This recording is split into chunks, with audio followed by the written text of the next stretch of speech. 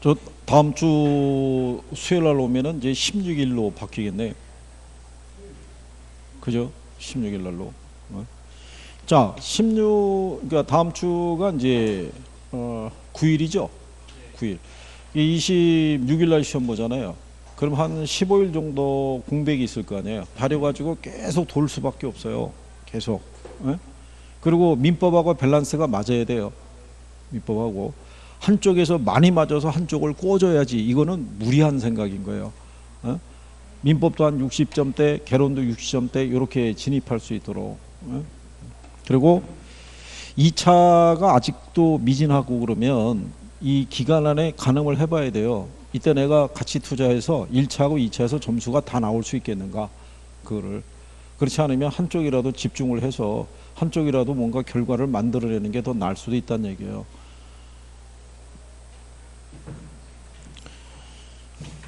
근데 어떻게 공부해야 된다라고는 우리가 초반서부터 계속 얘기했던 거예요. 그죠? 뭐부터 하라고? 1차부터 하라고. 어? 1차도 안 돼 있어. 2차도 그렇고. 지금은 주변의 시선을 의식해서 공부하는 거는 잘못된 생각인 거예요. 주변의 시선을 바뀌게 하려고 그러면 내가 일단 뭐라도 결과물을 만들어내야 돼요. 그러지 뭐라고 할 말이 있는 거예요. 그죠? 1차를 대놓고 2차는 하나가 부족했어. 이러면 사람들이 이해해줘요. 그죠? 1차가 됐으니까. 근데 1차도 안 됐는데 2차가 하나 때문에 떨어졌다는 거는 말도 안 되는 소리잖아요. 그죠? 어쨌든 다 안 된 거잖아요.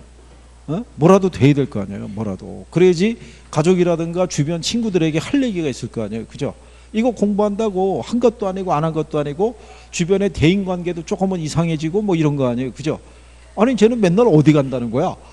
차마 본인이 이거에 확신이 없으니까 이거 한다고 말은 못하고 뭔가 일이 있어. 나 요즘 요리 학원 다녀. 뭐 이런 식으로 움직이는 거 아니에요. 그죠? 그 얼마나 이상한 거예요. 그죠? 심지어는 어느 분은 아침마다 학원에 산악자전거 끌고 와요. 어디 간다고 나왔겠어요? 산에 간다고. 외부에서 전화 오면 뭐라고 그러겠어요? 지금 산 초입이야. 학원 그 복도에서 그 전화를 하고 있을 때 그 사람도 심정이 오죽하겠냐고요. 그죠? 그러니까 일단은 돼야 되잖아요. 이거. 결론이. 지금까지 노른 게 아니라 공부를 했으면요. 20일 정도면은 효과가 나올 수 있어요. 지금은 자꾸 보게 되면 내용이 정리가 되는 게 나타나기 시작해요. 그게 열심히 해야 된다고요. 이거. 김종학은 이제 이거 종강하면은 어떻게 공부할 거야?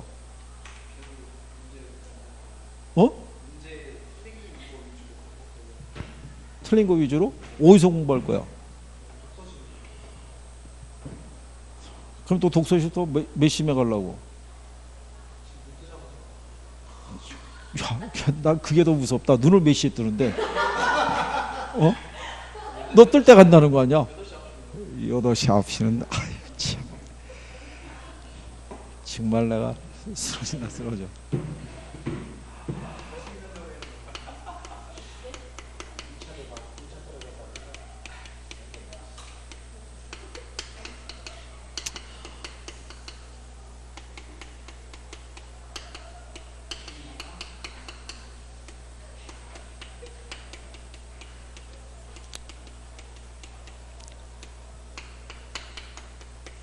그리고 만약에 되면은 모여서 공부하는 게 나을 거예요. 만약에 이 중간에 뭔가 필요한 사항이 있어서 전달을 해주려고 그러면 한쪽이 받아갖고 주변에다 얘기를 해줘야 될 거 아니에요.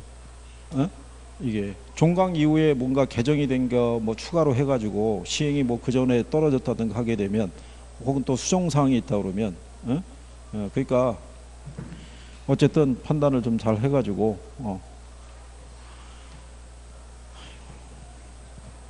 자, 어쨌든 간에 29번에 보면은 부동산 개발에 있어서 부동산 분석을 물어봤어요. 이게 이제 부동산 개발의 이 타당성 분석에 대해서 얘기를 하는데 우리가 이 구별을 하게 되면 여기까지가 시장 분석이고요. 여기가 이제 경제성 분석인데 이거를 이제 표현할 때는 재무적 타당성 분석이라고도 얘기를 해요. 그죠? 그러니까 재무적 타당성 분석이라는 것은요. 1번 지문에 나와 있어요. 대상 개발 사업이 투자자의 자금을 유인할 수 있을 만한 충분한 수익성을 제공할 수 있는지 있죠.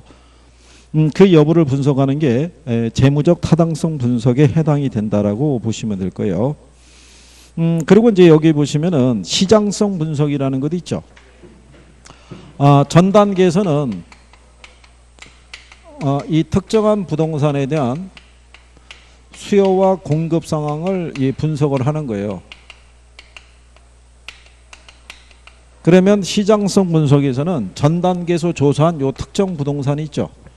얘가 시장에 공급됐을 때 시장에서 매매 또는 임대될 수 있는 가능성 여부를 조사하는 것이 무슨 분석에서 요때 이 가능성 여부를 조사할 때 무슨 분석한다고 그랬냐면 흡수율 분석한다고 그랬어요. 이 흡수율 분석의 목적은 과거 또는 현재의 자료를 토대로 미래 수요를 예측하는 거예요.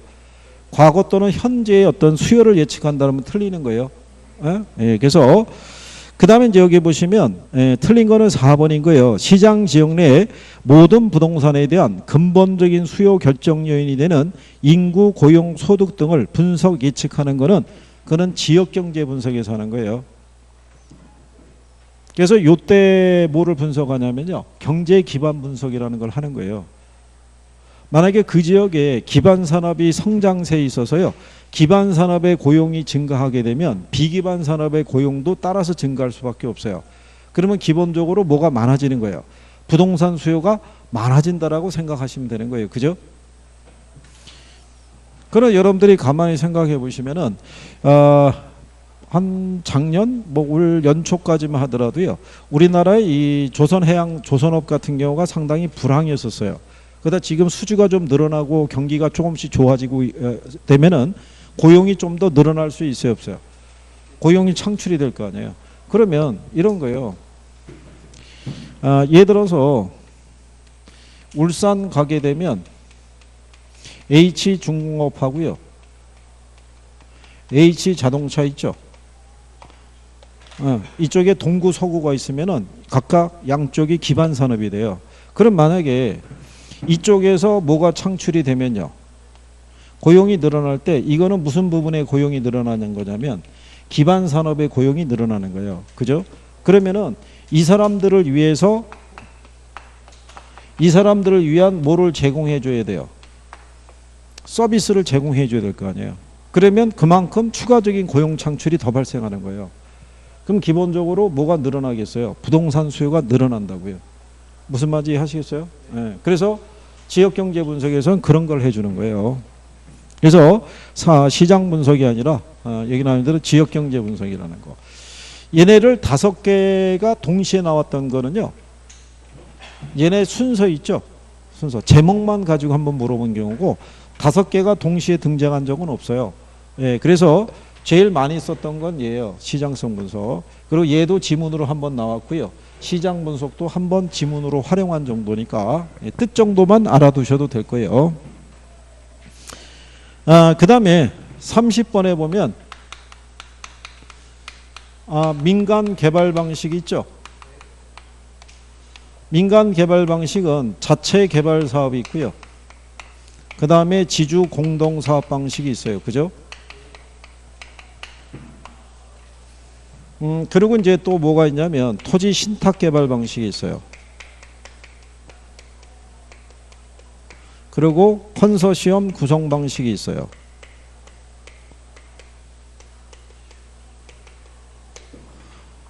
자, 그랬을 때 요 4개 중에 형식적으로 소유권 이전되는 건 뭐라고 그랬어요? 형식적으로 소유권 이전되는 거는 이 방식 하나밖에 없어요. 그죠? 그래서 위탁자가 있고 누가 있을 때 여기서의 수탁자가 신탁회사고 위탁자가 토지 소유자, 지주라고 우리가 얘기하는 거예요. 그래서 신탁계약이 체결이 되면 위탁자 소유의 요 토지에 대한 소유권이 누구의 명의로? 수탁자의 명의로 이전하는 거예요. 그죠? 그러면 건설자금도 누가 조달하고요? 수탁자가 조달하고 얘가 관리하는 거예요. 그죠? 그 다음에 지주 공동사업 안에 들어가면은 무슨 방식이냐면 공사비 대물 변제형이 있죠. 얘가 이제 우리가 등가 교환 방식이라고 그랬고요. 그 다음에 공사비를 분양금으로 지급하는 형도 있고요. 그 다음에 투자자 모집형도 있고요. 그 다음에 사업 위탁 또는 수탁 방식도 있다고 그랬어요. 그죠? 요 사업 위탁 방식에서의 사업 주체는 토지 소유자인 거예요. 그죠? 여기서의 개발업자는 단순히 사업 대행만 해주고 거기에 따른 수수료만 받아가는 방식이라고 그랬어요. 그래서 여러분 작년 시험에는 예하고 두 가지를 박스로 주고 무슨 방식에 대한 설명이냐를 출제한 거예요. 그죠? 근데 이쪽을 강의할 때 제목을 노란색으로 써준 건 요거 두 개밖에 없다고요. 주로 얘네들을 물어봤으니까. 그러니까 얘네들에 대한 구별이나 내용들은 알아두셔야 되는 거죠. 그래서 거기 3번에 보면 사업 위탁 방식은 사업 전반이 토지 소유자의 명의로 행해지고요. 개발 지분은 토지 소유자가 모두 갖고요. 개발업자는 사업 시행에 따른 뭐만 수수료만 받는 방식이라고 보시면 돼요. 그리고 이제 거기 1번에 보면 토지 신탁 방식에서는 토지 소유자가 건설 단계의 부족 자금을 조달한다니까 틀렸다는 얘기죠. 누가? 수탁자, 즉 신탁 회사가. 근데 이게 토지 신탁 개발 방식을 채용하더라도요. 신탁 회사에서는 아무거나 다 받아주진 않아요. 저게 사업성과 수익성이라는 게 어느 정도는 보장이 돼야지만 이 계약을 체결하고 추진을 하죠. 잘못 들어가게 되면 토지 소유자는 땅만 날릴 수도 있어요. 사업이 예정대로 안 되면. 그래서 민간의 이 개발 방식에 대한 것 정도는 구별할 수가 있으셔야겠고요. 그 다음에 요즘은 개발에서 뭐는 잘 물어보냐면 개발의 위험이 있죠. 예, 위험에 대한 것도 정리가 돼 있어야 되고, 그 다음에 민간 자본 유치 사업 방식 알죠? 예. 그러니까 요즘은 이렇게 물어봐요. 부동산 개발해 가지고요. 여기 있는 뭐 예를 들어서 등가 교환 방식이란 뭐 이렇게도 지문이 하나 들어오고요. 그 다음에 BTO란 이래가면서도 이게 지문이 들어오고, 무슨 말인지 아시겠나요?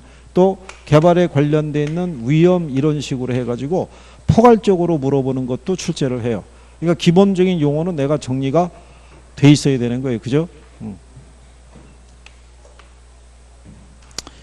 다음 주에 보면 알겠죠. 다음 주에 봐서 문제 풀어보면 실체가 나오는 거죠. 실체가. 그렇죠? 물론 이제 문제지를 먼저 받으니까 오픈북이 될 수 있으니까 답을 찾아볼 거 아니에요. 그죠? 근데 해보더라도 답이 안 나온 애들이 있을 거라고요. 그죠? 그리고 답을 만약에 찾더라도 선생은 걔를 물어보는 게 아니라 다른 걸 물어보죠. 이해도를. 그러니까 답만 찾아갖고는 별 대답이 안 나올 거예요. 그죠? 다음 주에는 무슨 고추냉이라도 갖고 와서 틀리면 하나씩 입에 물게 하든가 뭐라도 준비를 해놓는 게 낫겠죠. 그죠? 너는 위장약도 갖고 와야겠네? 위장약도 갖고 와야겠어. 그지? 겨자를 계속 입에 물고 있으면 뭐를 준비하고 온다고? 실력을 준비해 오겠다고? 아니 그러면 그 실력을 좀 미리 준비해 갖고 오지 왜 그거를 꼭 20일 남긴 다음에 준비해 갖고 있다는 거야? 진짜 다음 주에 보면 안다고요. 대충 저희가 봤을 때 1번부터 답을 쭉 물어봤을 때 그게 100번까지 가는 동안에 답이 거의 나오면은 선생님은 안심하고 종강하고 가요. 큰 1번서부터 계속 말 타는 것처럼 덜그덕 거리다가 그쵸?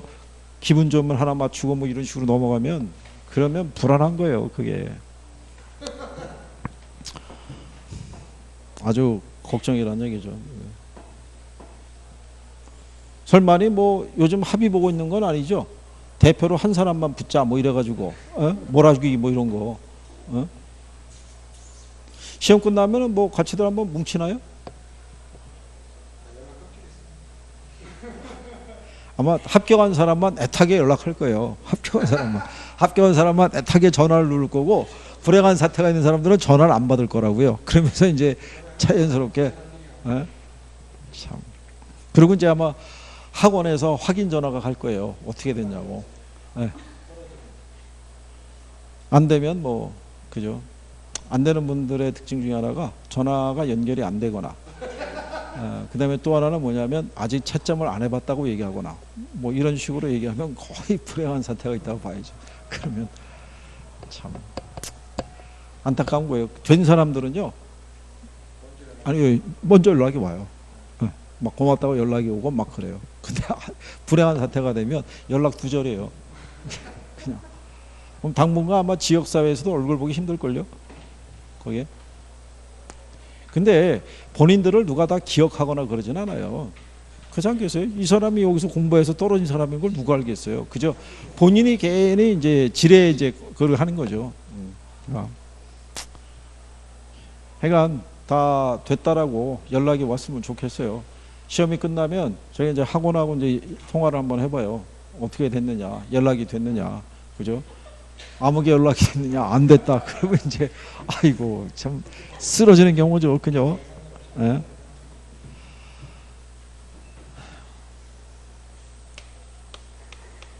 김성과학은 내가 끝나면은 바로 결과를 보고해. 전화하기 힘들면은 문자로도 남겨놔.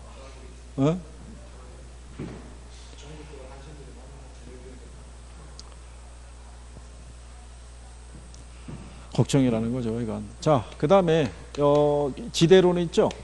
얘도 시험에서는 꾸준히 나오는 거예요. 지대론에 대해서. 지대론 하면은 쭉 떠올라야 되죠. 뭐 있어야 돼요? 리카도의 차액지대, 튜넨의 위치지대, 마르크스의 절대지대, 또 마샬의 준지대, 알론소의 입찰지대, 파레토의 경제지대, 거기까지가 쭉 나와줘야 되죠. 네. 그게 기억이 안 나면 그렇지 않겠어요? 응? 제가 얘기했죠. 올 크리스마스 정도 되면 이거 다 까먹어요. 기억도 안 나요, 이거. 지금 돌아가니까 기억하는 거예요. 한 2달 지나면 마르크스라는 사람을 들어는 봤죠. 사회주의 사상가니까. 근데 마르크스의 무슨 지대야 그러면은 얘가 무슨 지대를 했어? 뭐 이렇게 해갖고 얘기가 안 나오는 거예요. 그러니까 자, 거기 보시면 그 마르크스의 절대지대 있죠. 지대 발생 원인을 알아야 된다고 그랬죠. 얘는 토지 소유 자체에서 비롯된다고 그랬죠. 그러니까 한계지가 됐든 아니 됐든 바깥이 됐든 간에 무조건 뭐는 성립하는 거예요. 지대는 성립한다는 거. 입찰지대라는 것은 단위 면적의 토지에 대해서 토지 용자가 지불하고자 하는 최대 금액이라고 그랬죠. 여러분 시험에서는 이렇게 나온 거예요. 최대 지불 용액이라고. 시험에 이렇게 나온 거예요. 왜? 번역을 이렇게 한 거예요, 학자가. 그래서 이렇게 얘기를 했고요. 그래서 초과윤이 0이 되는 그 수준의 지대라고 그랬죠.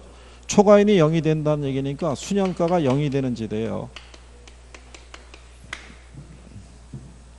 그 다음에 지대론에 관한 논쟁은 지대가 토지로부터 생산된 재화의 가격에 영향을 주는 생산비, 즉 비용이냐 아니냐의 핵심을 두고 있다고 해놨죠.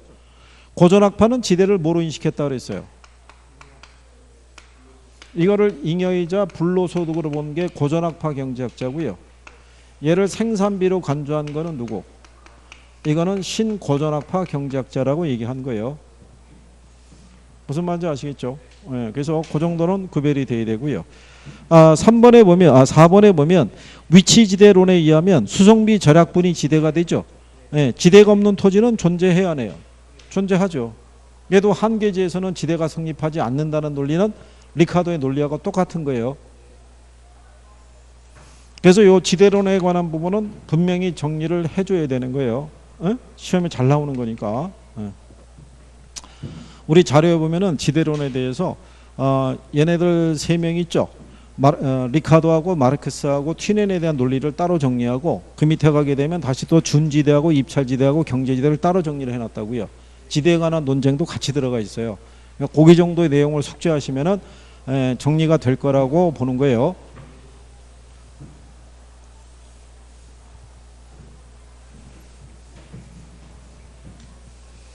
그 다음에 32번에 보시면요. 부동산 특성에 대해서 문제가 하나 또 들어와 있어요. 그죠? 거기 보시면은 2번에 병합 분할의 가능성이란 토지가 여러 용도로 이용될 수 있는 것을 말하고 최유효 이용 원칙의 성립 근거가 된다니까 틀린 거죠. 병합 분할이 아니라 뭐겠어요? 용도의 다양성인 거예요. 그러면 병합 분할의 가능성이 해주는 역할은 뭐예요? 어? 병합 분할의 가능성이 있죠. 걔가 해주는 역할은 아니 왜 전부 다 안 들리는 것처럼 이게 반응을 보이는 거예요? 지금 이거 다 들릴 거 아니에요, 이거. 어? 병합 분할의 가능성은 어떤 역할을 하는 거예요? 어떤 역할을? 걔는 용도의 다양성을 지원해 주는 역할을 하잖아요. 그죠? 자, 용도가 변경을 시키기 위해서는 토지의 면적을 필요에 따라서는 분할할 수도 있어야 되고 합할 수도 있어야 되잖아요. 그죠? 무슨 말인지 아시겠나요?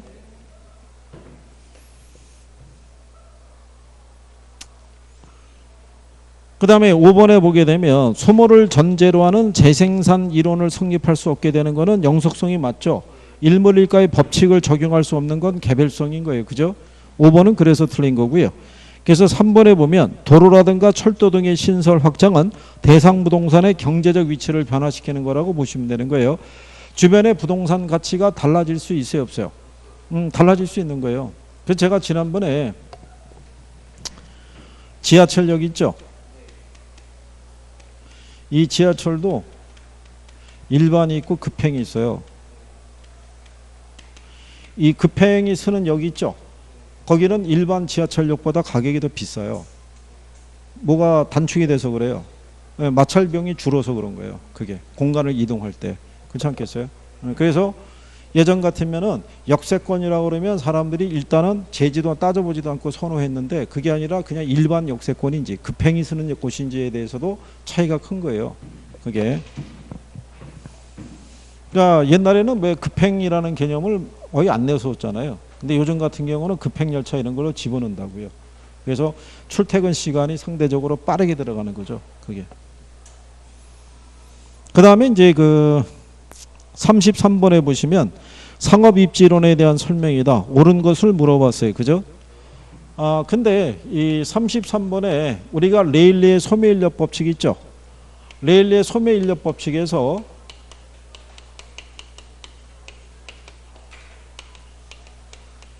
일단 이론으로 물어볼 수 있는 거는 첫 번째가 유인력이에요. 고객을 끌어당기는 유인력은요. 그 도시의 크기에 뭐 하고요. 비례하고 거리의 제곱에 뭐 한다는 거예요. 반비례. 작년에 이걸 반대로 줘서 답으로 준 거예요. 틀린 거 고르라고 그랬을 때. 그러니까 맞추라고 준 거죠. 그것도 1번 지문으로 줬는데. 그렇죠? 그 다음에 두 번째가 뭐냐면 경계라고요. 만약에 A도시하고 B도시의 크기가 같으면 경계는 중간이 되는 거죠. 근데 A도시와 B도시보다 크다면 어느 도시 쪽에? 규모가 다 작은 B도시 쪽에. 그죠? 레일리의 소매인력 법칙에서 이론으로 쓸 수 있는 게 요거 두 가지라고요. 얘도 시험에서 한 3번인가 썼고요. 얘도 이전에 한번 출제됐던 선례가 있어요. 그러니까 그 정도는 내용상에서 구별을 해주시면 되는 거예요. 그죠? 그 다음에 허프 모형 있죠? 얘하고 레일리하고 허프의 차이점이 뭐냐면 얘는 점포가 이제 특정한 고객을 유인할 수 있는 부분이 있죠. 그거는 매장 면적 있죠. 거리 있죠. 그 다음에 경쟁 점포의 수 있죠. 예, 요게 차이가 있는 거예요. 요게 시험에 2번 나온 거예요. 작년에도 나온 거고. 얘네는 레일리의 소매인력 법칙은 A와 B 2개 도시만 얘기하는 거예요. 근데 허프 모형은 어떻게 돼요? 대도시 안에 들어가게 되면 경쟁 점포 있죠. 최대 7개까지 있다고 얘기를 한 거예요. 그러니까 경쟁 점포의 수가 특정한 점포의 시장 점유율에 영향을 미칠 수밖에 없는 경우예요. 그러니까 요게 들어가는 것의 차이점인 거예요. 자, 그래서 이제 거기 1번에 보시면 레일리의 소매인력 법칙에 의하면 규모가 다른 두 도시의 상권의 경계는 규모가 큰 도시에서 보다 가깝게 형성이 된다는 게 틀렸겠죠. 규모가 작은 도시 쪽에. 그 다음에 레일리의 소매인력 법칙에서는요. 시간거리 개념을 도입했으나 허프는 소매지역 이론에서 물리적 거리 개념을 도입했다 그러는데 바뀐 거예요. 그래서 허프 모형에서는요. 이게 거리에 따른 뭐가 되는 거예요? 예, 마찰 개수인데 이 거리를 뭐로 바꾸기도 해요? 시간으로 바꾸기도 하는 거예요. 그래서 이게 몇 킬로, 5킬로가 아니라 5분으로 이렇게 쓰기도 하는 거예요. 이게. 그리고 이제 여기 나와 있는 레일리는요, 물리적 거리를 얘기하는 거예요. 몇 킬로 지점이냐. 그래서 얘는 그냥 거리에 뭐로 확정한 거예요. 제곱으로. 근데 얘는 뭐로 쓴 거예요? 마찰 개수로. 그러니까 마찰 개수는 1도 될 수 있고 2도 될 수 있고 3도 될 수 있는 거예요. 여기가.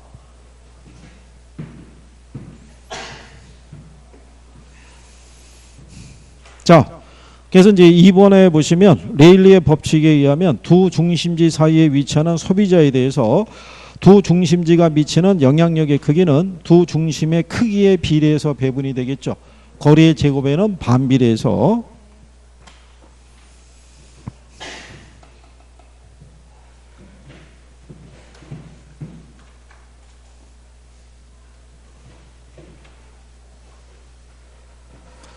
예, 그 다음에 이제 34번에 보면요. 마케팅하고 이제 광고가 나와 있는데, 마케팅 쪽에서는 일단 마케팅 전략을 중심으로 정리하시면 돼요. 지금까지 마케팅에 대해서 출제가 됐을 때요. 거의 99%가 마케팅 전략에서 인용이 된 거예요. 광고가 이제 한번 인용이 된 선례가 있고요.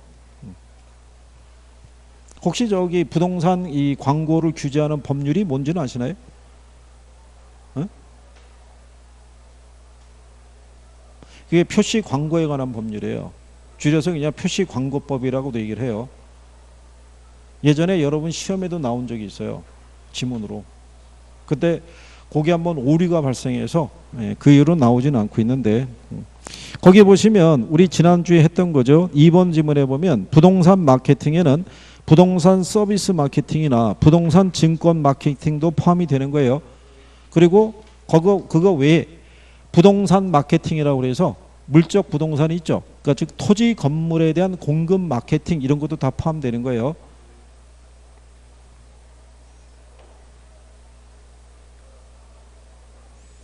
그 다음에 이제 마케팅 믹스에 대한 거는 4P 믹스라고 했으니까 4가지로 구성되는 건 알죠. 예, 그 중에 우리가 판매 촉진 전략 있죠. 예, 우리 교재는 홍보 촉진이라고 돼 있잖아요.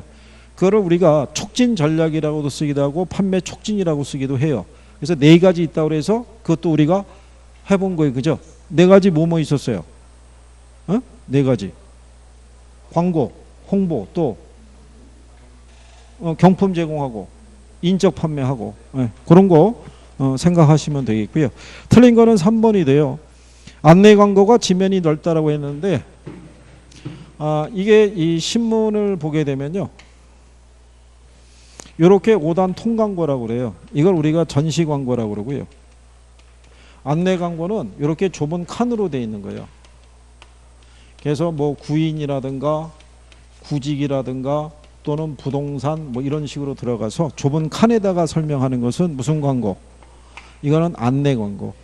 그죠? 지면이 넓은 애들은 무슨 광고? 전시 광고라고 보시면 되는 거예요. 그게 시험 지문에 한번 썼던 적이 있어요. 반대로. 그죠?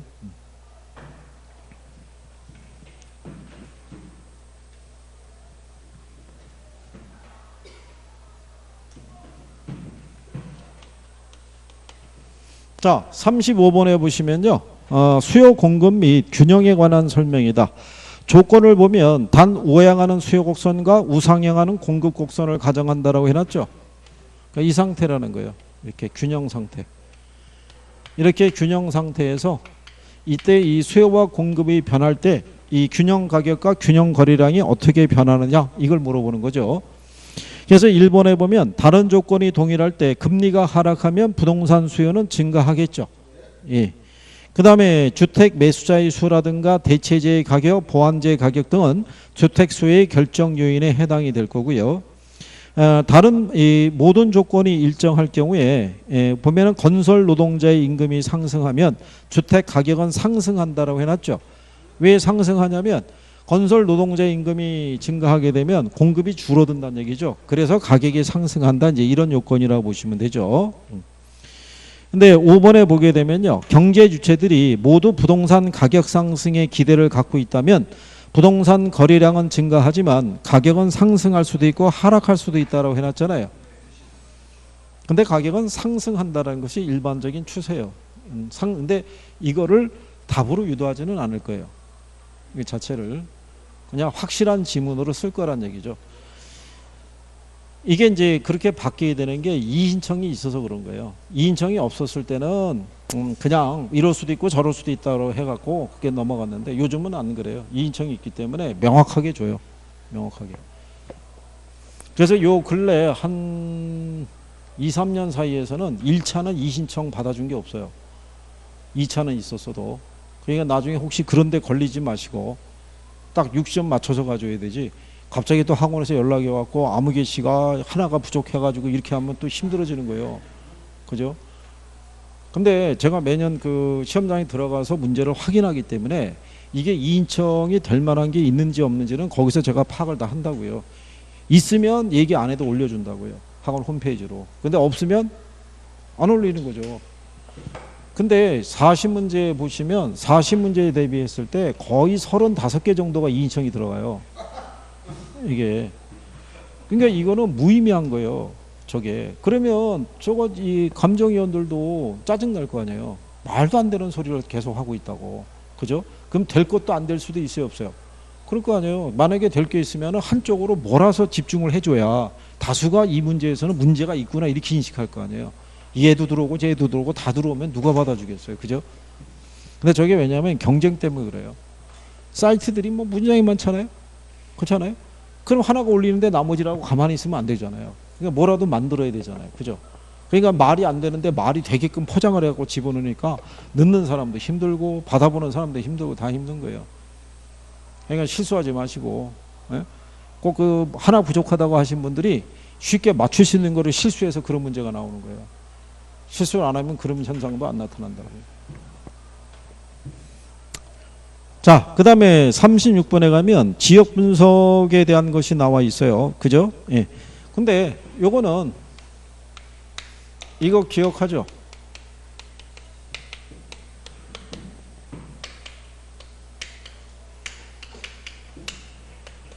선행 분석이 무슨 분석이에요? 지역 분석. 지역의 무슨 이용? 표준적 이용. 그래서 뭐를 파악하는 거예요? 가격 수준.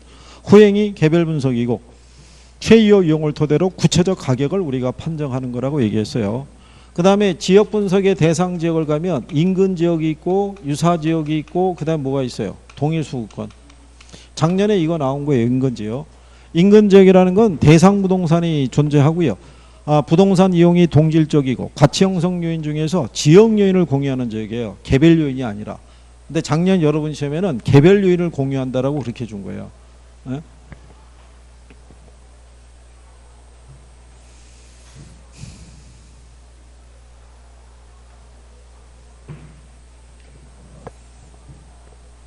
자, 그래서 거기 36번에 보면요. 1번의 지역 분석의 결과로 그 지역의 표준적 이용 및 가격 수준을 파악할 수 있죠. 그리고 지역 분석은 개별 분석보다 선행된다는 얘기죠.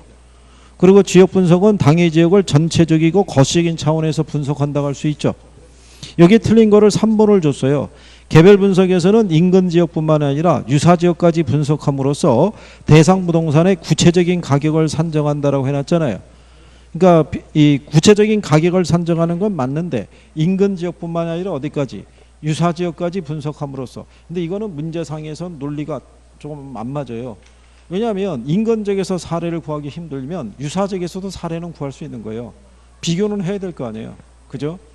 그냥 인근 지역뿐만 아니라 유사 지역까지 분석함으로써 이렇게 그거는 가로치시고 대상 부동산의 구체적인 가격을 산정한다. 그걸 개별 분석이 아니라 지역 분석이라고 그러면 확실히 틀리겠죠.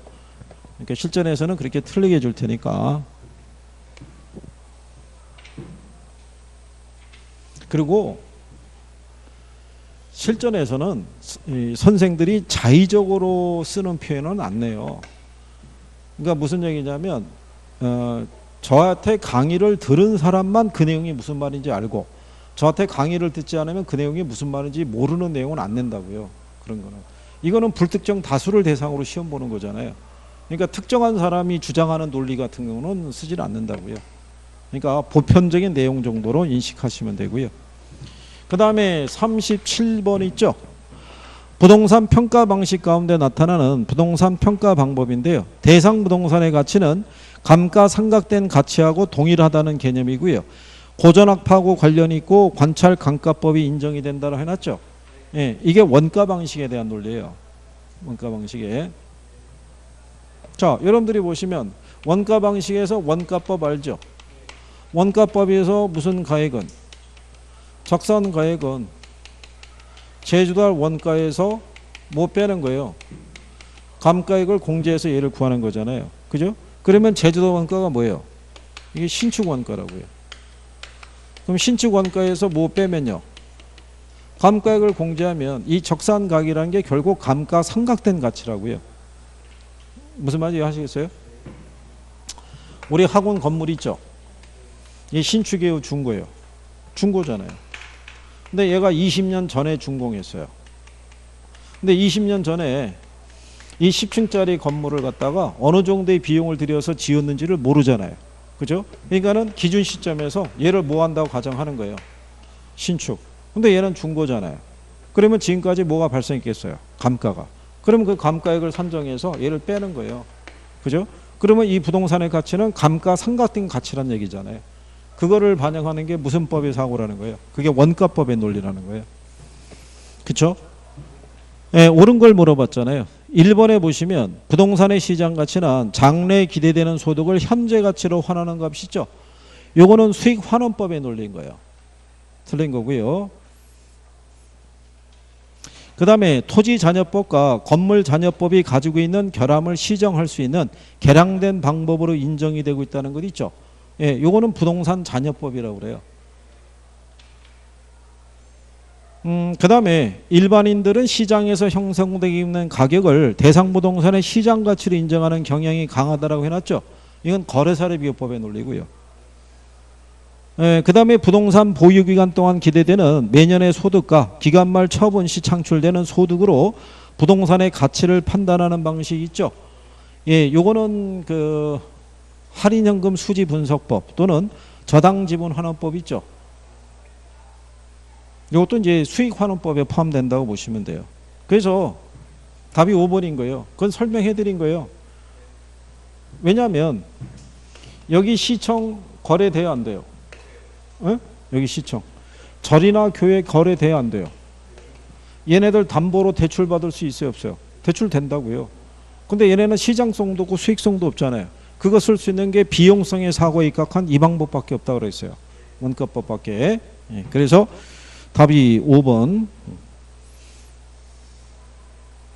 그 다음에 38번에 보면요. 관리에 대한 부분이 있죠. 예, 관리는 진짜 어렵게 안 나와요. 예, 만약에 관리를 틀리고 합격한다는 것도 참 이상한 얘기인 거예요. 그죠? 예? 제가 다른 학원에서 합격자 모임에서 혹시 만나게 될 때 관리를 틀리고 합격했다 그러면 혼날 줄 알아라 이렇게 얘기했더니 하여간 만나면 다 맞았다는 거예요. 관리는. 나중에 보면은 누군가 알려주는 거예요. 쟤는 틀렸대요 라고 얘기를 해주죠.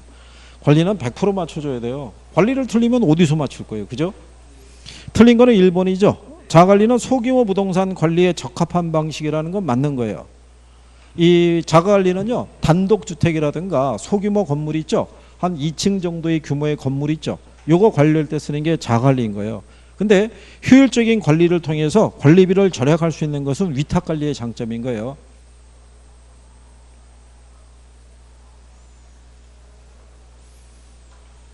그 다음에 이제 5번에 가면 혼합관리 있죠. 얘는 과도기적인 관리라고 그랬어요. 그죠?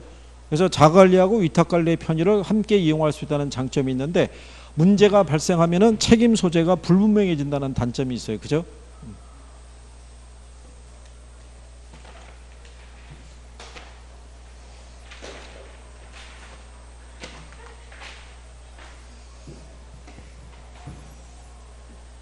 자, 두 문제 남으니까는 그래도 표정이 밝아지는군요. 드디어 이제 끝날 때가 됐다. 그죠?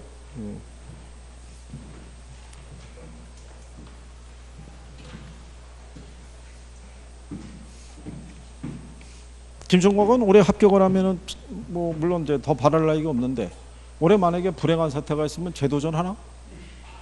어? 아 모르겠어. 2000년 올해 말에 불행한 사태 있으면 재도전 하나? 그래? 그 옆에 그 재도전해? 할 수밖에 없겠지 그게 안 되면. 그동안에 주변에 한 얘기 했을 때 어떻게 뭐 재도전 하시나요?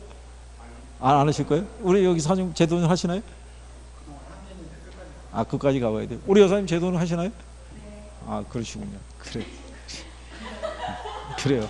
자, 그리고 그 생각은 나중에 바뀔 수 있습니다. 왜 그러냐면 성적이 나왔는데 만약에 예를 들어서 한 뭐 3, 40점대 나와가지고 깔끔하게 버려야 될 것 같으면 버리면 좋은데 애매하게 떨어질 때는 참 그게 안타까워요. 이럴 줄 알았으면 초반에 한 몇 개월만 좀 집중적으로 해볼 걸. 이거를 왜 이렇게 했을까? 뭐 이래서 그런 아쉬움이 많이 남다는 얘기죠. 그럼 나중에 어느 해간 뭐 공간이 됐든 간에 합격을 안 하게 되면 어느 공간에서 한번 부딪히긴 부딪히겠군요. 참. 근데 가급적이면 합격을 쫙 해서 그죠? 야, 그럼 여기 이 인원이 이제 그 모임을 갖고 정기적으로 만나면 얼마나 참 애틋하겠어요, 그죠? 예? 그래 참 꼭들 합격들을 하셔야 되는데 이 든 내용만이라도 정리를 해주세요. 이거 선생님 왜 거기 맞춰갖고 그 40개 추려서 정리를 했겠어요, 그거를. 예? 그 정도 내용만이라도 용어에 대한 이해만 되시면은 6점을 못 맞으면 이상한 거예요. 나중에 시험 끝나면. 예? 작년에도 똑같았어요. 작년에도 여기다가 모의고사 동영 주고요. 작년에도 아마 백선인가 했을걸요. 작년에 동영하고 거기 그 백선 보면은 거의 많이 다 나왔어요. 거기 있는 내용을. 근데 사람들은 그거를 풀고 난 다음에 덮어버린 거예요. 그 까먹은 거예요. 그거를. 기억나는 사람도 있고 그렇지 않은 사람도 있고 그런 거죠. 그러니까 있는 자료라도 좀 해주시고. 지금 새로운 자료로 수집하면 안 돼요. 에? 뭐 인터넷에 좋은 자료가 있네, 죽이는 자료가 있네, 뭐 이런 것도 있죠. 그거는 죽는 사람만 죽으라고 그러고 어쨌든 본인은 살아야 되잖아요, 그죠? 있는 거라도 좀 소화를 해주세요. 자, 거기 39번에 보면 환원율 구하라고 해놨죠. 이거는 딱 보면은 뭐 쓰라는 거예요. 이거 쓰라는 거예요. 부채 감당법 있죠. 예. 얘가 부채 감당법이니까 뭐를 이용해서? 부채 감당률을 이용해서 환원율을 구하는 거죠. 그러니까 얘는 부채 감당률에다가 뭐를 곱하고요? 대부 비율. 그 다음에 뭐? 저당 상수. 그러니까 부채 감당률을 어떻게 구해요? 얘를 부채 서비스액분의 순영업소득이죠. 그러니까 거기 보면은 순영업소득이 1억 5천, 부채 서비스액이 1억 2천 이렇게 돼 있잖아요. 그렇죠? 그러니까 걔 계산하면 얼마 나오겠어요? 1.25 나온다고요. 얘가 1억 2천이고 얘가 얼마? 1억 5천이니까. 그죠? 그러면 거기에다가 지분 비율이 40%고 융자 비율이 60%라고 줬잖아요. 100분의 60이니까 0.6이고요. 저당 상수를 8%를 줬죠. 100분의 8이니까 0.08일 거 아니에요. 얘 때리면 얼마 나오겠어요? 0.06 나온다고요. 그러니까 몇 프로? 6% 나온다고요. 그러니까 이게 계산이 되려고 그러면요. 문제 조건이 주어졌을 때 뭐를 대입해야 되는구나라는 게 탁 나와주면 바로 1분 안에 가는 거고요. 이걸 어떻게 하는 거지라고 하는 순간에 시간 뺏기면 곤란하다는 얘기죠.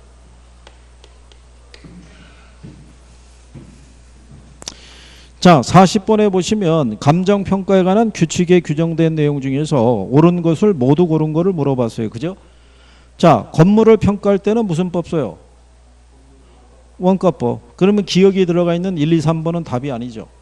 빼고 나머지 2개 남는 거죠. 그럼 2개의 차이가 리을하고 뭐예요? 미음이잖아요. 근데 우리가 살림은 산지하고 임목을 구분해서 평가하는 게 원칙인 거예요. 그죠? 임목은 뭐로? 임목은 거래사례비교법. 그죠? 소경목림은 원가법으로. 그죠? 일괄해서 할 때는 거래사례비교법을. 그죠? 예. 그 다음에 임대료의 평가는 임대사례비교법. 성이 같다고 그랬죠? 예. 그래서 답이 5번이라는 거. 자, 그래서 여기까지 해서 모의고사에 대한 거를 정리를 해보신 거예요. 이제는 나머지 남아있는 과정은 이제 백선을 마무리하는 것밖에는 없어요. 그죠?